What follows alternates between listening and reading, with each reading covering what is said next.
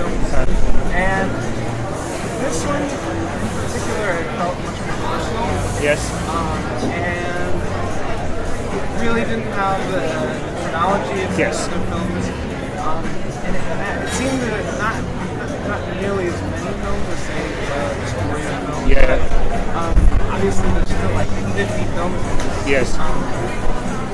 What was the process of kind of choosing all the films? Yeah. First of all, you're right. It's much less chronological than the story of film. And all my films so far have been road movies. They've been A to Z stories, you know, and with direct storylines. And this one has no story, no chronology. And so instead of a timeline in the edit suite, we had this, which is a Paul Cézanne painting. And I said to the editor, this film for the first time, instead of a story, let's just have different colours.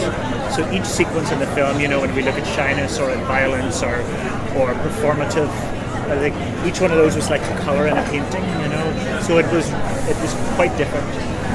The process of selection, I've got another thing here. The process of selecting the clips. It's exactly as it suggests in the film. I filmed my niece and nephew in a little camera like that. In fact, this camera here. And then I just looked carefully at that footage. And when I saw them being shy, I thought, okay, let's look at shyness in the movies. When I saw them being violent, I thought, okay, let's look at violence in the movies. So what I did was, instead of a script, I did this. So like, there's social class, there's adventure, there's grumpy and angry children, etc. So then I would just scribble in the different films that I thought of when I thought of those themes. So there's shyness, and there's Corrieda, I Wish, Children of the Wind, Shimizu, etc. So this was the script, and so that's the process of selection, and that's the non-linearity of it. So you're quite right. I found it really interesting because in some points of the film you could really almost guess where you might go. Like especially when you were talking about Cowboy. Yes. Yes. And you know you're going to go to Cass. Yeah, and I was like, I know this. Yes, I know. But then there was other moments where like you could have definitely gone to a certain film. Like particular moments for me, I think it was we were talking about the particular Korean film, I Wish. The Japanese film, I Wish. Yeah. I really thought you might start to Stand By Me. Yes. Yeah, in particular, in my work, as you know, I love American cinema, and I put a fair bit of American cinema in, but we know American cinema better than most others. So yeah, we can always guess of examples that are going to be in there from American cinema, but I really want to get onto some other stuff as well, you know. So yeah, I thought of Stand By Me as well, and so did my editor, but we thought, no, we're not going to do that. We're going to slightly go elsewhere. And what you want is to give people a combination of the pleasures of the familiar, like Cows or E.T., but you also want to go in places that people have never seen, like, you know, the one with the boy holding the piano forest, which is Willow and Wind. Not only one of the great children's films, one of the great films ever made, and I just need to get that sort of thing in, you know, to make people go wow, and to create an appetite for that kind of stuff. I have not seen that film. No, hardly anybody has. Hardly anybody has. I was watching it, I was like, this is so dangerous. I know. It's like the best of Hitchcock. It really is. It's as good as Notorious or one of those films, the same sense of jeopardy. Really a masterpiece. And well, the good news is that it and a bunch of other films from this festival, we're hoping, and it looks as if we'll get into circulation in some way with prints and subtitle prints, etc., which will be brilliant. One of the things I was thinking of as I was watching, there are so many films. What is the process of actually like getting them in your film? Because you can't just like pick and choose everything. Assume that you're going to have the rights to it. Yeah, well, when you use a film clip, you can either clear it for copyright or you can use fair use, fair dealing. And I use fair use, fair dealing. So it means that I have complete curatorial and intellectual liberty to use what I do. You've never run into any trouble doing that? No, because it's totally legal. It's not like a grey area, it's totally legal. Okay. Yeah. I thought depending on how long it was, oh yeah, it's totally legal, but if you look at the fair use, fair dealing law, it's extremely precise on how you're allowed to use it. So you're only allowed to use a certain amount, You're not allowed to distort it in any way. You're not allowed to use it like wallpaper, i.e. to illustrate a type of film. You have to use it to illustrate that particular scene and only that particular scene. So it's very precise, but I did it like 1,000 times in the story of film and 53 times in this film. So I know it well, and it means that just like a literary critic can quote from literature, so a film critic can quote from film. Yes. I'm very familiar with your column. Oh yes. I actually, it's my favorite part of science. Oh, thank you very much. What I really like about it is that you use film as kind of like a framework for you to tell stories about travel. Yes, exactly. Where it's not really critical column. Yes. And you do kind of the same thing in this film. Yes. Where you not only take the work in your apartment, but you go out into the country and kind of just like filming where you're going. Yeah. Cinema is wanderlust. It's similar to wanderlust in some way. That lovely phrase of Wim Wenders, the close relationship between motion and emotion. So I've always associated cinema with travel. And this film I made about Eisenstein last year. What is this film called? Love. It was about me walking around with a picture of Eisenstein, telling him about modern life, talking to him about his ideas. I walked 25 miles in 2 days in Mexico City. So I've always loved making films about journeys. I've just made a film that was in Telluride last week called Here Be Dragons, and it's about going to Albania, a trip to Albania, and response to that. So and my Sight and Sound columns are a similar expression of the excitement of thinking about cinema as you travel. I read on your website for this film, you made a manifesto of the essay film. Yes. The essay film. Yeah. And one of them was about road movies. Yes. I know you wrote one of your columns comparing road movies to chamber pieces. Yes.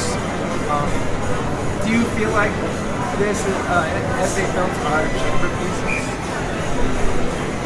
Yes, they can be. The thing is about an essay film, as you know, you're not following real action in the real world. You're not watching a building being built. You're not watching a ballet production being made. Instead, the movement, the thing that moves is the idea. As I say in that manifesto, it's taking an idea for a world, and that's the difference. And so there is a movement in the essay film, but it's an internal movement. It's a cognitive movement, and that's very, very exciting. That's why essay films are so free. They can jump from one subject, they can jump from politics to art to ideas, to sexuality, to landscape, etc. And that's what's so exciting, I think, about them. So they can, in philosophy, you could divide philosophy in two, between those philosophers who sit in a room and think about the world, and those philosophers whose thinking is done on the hoof by writing on trains and going to Istanbul and climbing Kilimanjaro, and I'm definitely in the latter camp. You often refer to paintings when you're talking about Yes, why is it that you relate the two so much? I studied art history, film history, and philosophy, and so when I was studying, there was a close relationship to looking at imagery, to still imagery, and looking at moving imagery. And I have to say that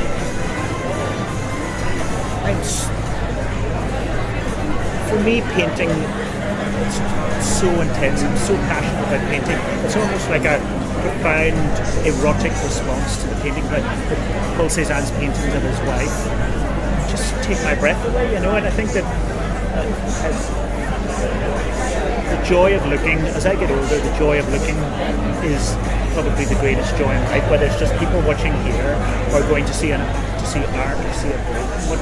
What Freud called scopophilia, the desire to look, the love of looking is so intense. And so whether it's looking at a painting, whether it's looking at children playing, whether it's looking at a city, it's so exciting.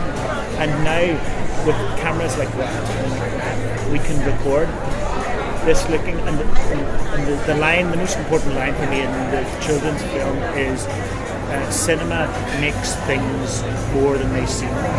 If I filmed this now, or if I filmed you talking to me, I'm taking in a fair bit of visual information about you. Your shirt's exactly the same colour, your eyes, but various things.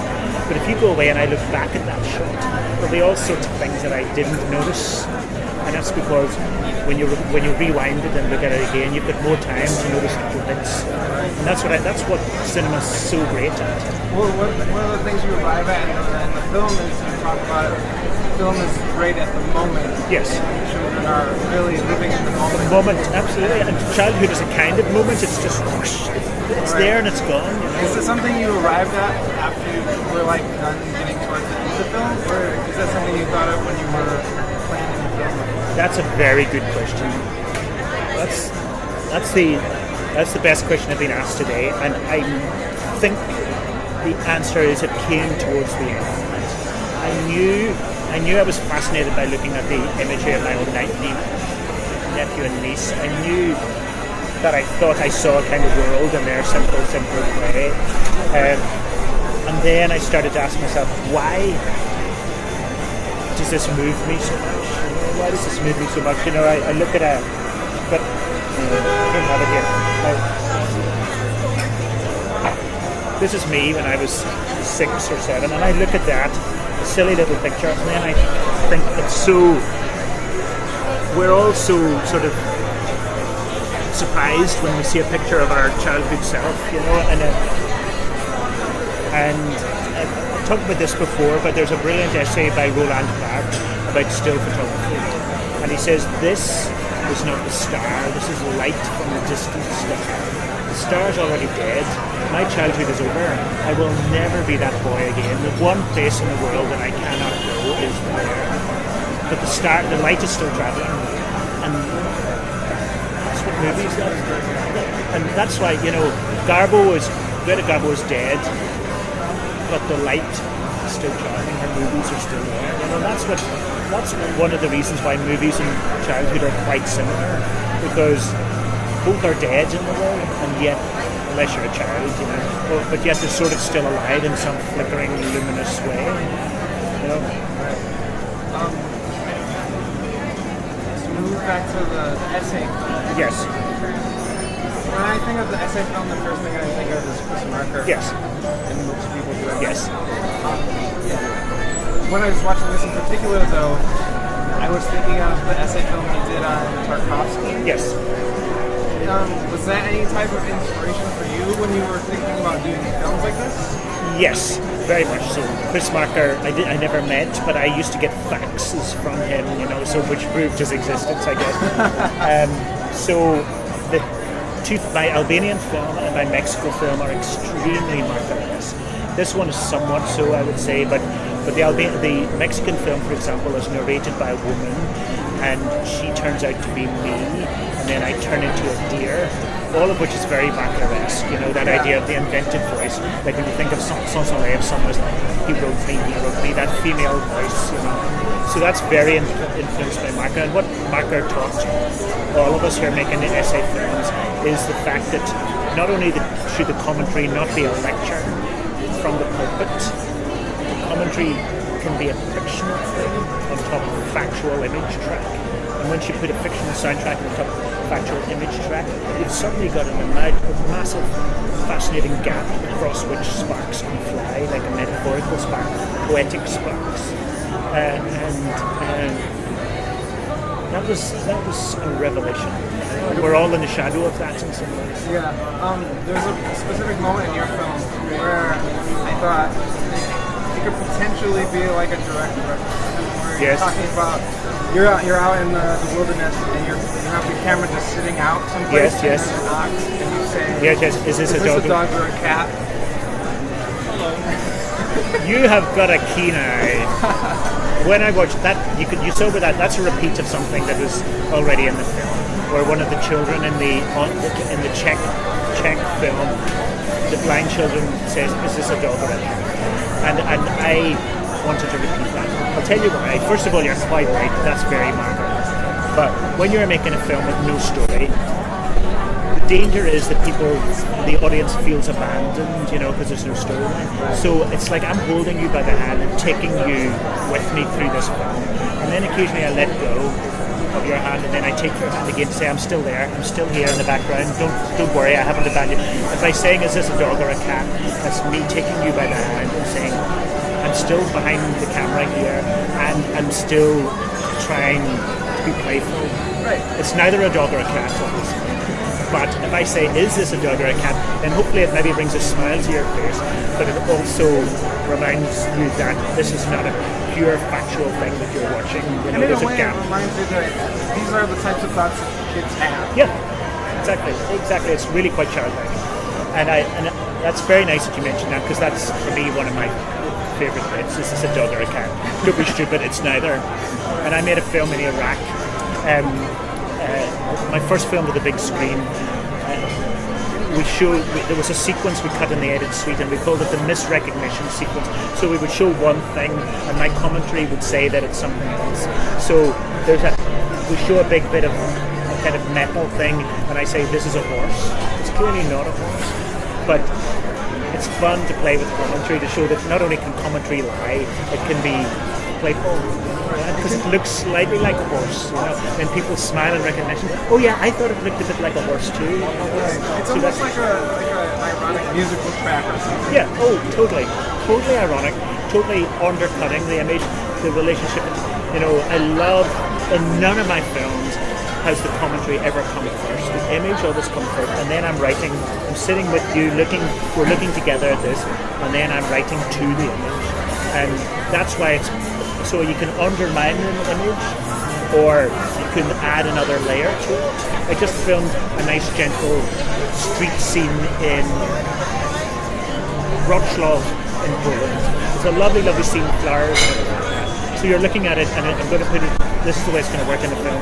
You're looking at it, and you think that's a nice scene, and it's going to run for maybe 10 seconds, and then I'm going to say the name. This street used to be called Adolf Hitler's Strasse, and suddenly you pop out of the image. You think that lovely scene is named after Adolf Hitler, and that's how commentary can plant a bomb under the image, and I love that. And again, Chris Marker taught us a lot about that. You often just kind of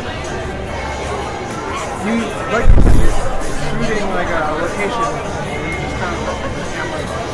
Yes, for a long time. And anytime I shoot a shot, it's at least 2 minutes. Lots of people do like 20-second shots. That's not long enough. You need at least 2 or 3 minutes to let something unpredictable happen in front of your camera. An image that keeps returning throughout the film is balloons. Yes. Obviously, the balloons, like I said, for children. Yes. No adults carrying around balloons. Yes. But, is that one of the things you kind of found when you were looking at the films you wanted to start? I knew there were lots of children's films about balloons, so I knew that was going to be fine. But I've just written about this in the new Sight and Sound, actually, because I went to Niagara Falls recently, I went to Falling Water recently, I went to a whole series of things about gravity and heaviness. I'm from Buffalo. Oh, are you? Oh, well, cool. Well, I went to Buffalo as well, because there's a Lewis Kahn building there. So I was writing about heaviness in cinema, gravity and heavy things, and then I realised cinema's not about that. And I thought, what are the great moments in cinema? It's Charlie Chaplin playing with the balloon. It's the camera rising and singing in the rain. And actually, cinema is about lightness, more than heaviness, because it's flickering. It literally has no weight. And that's why balloons are so incredibly cinematic, because they float. And cinema is fantastic at floating. I like that you found not only just balloons, but balloons with totally different contexts. Oh yes. All the films have very different contexts. Yeah, because the balloon and the yellow balloon is in a death moment. There's the death that boy, and they can mean all sorts of things. They don't need to mean happiness at all. Visually, they're such a profoundly cinematic thing, but then the filmmaker gives them the meaning that they want. A social meaning, a metaphysical meaning, etc. In the edit, yes, a lot of times you find not only a thematic link between yes, something, but maybe a camera movement, yes, or the way a lens is focusing on something. Yes. And then you tie 2 different movies together. Yes. I'm a person that comes secondary as a thought. Yes. Is that something you really have to think about, or do you just naturally see that? The latter.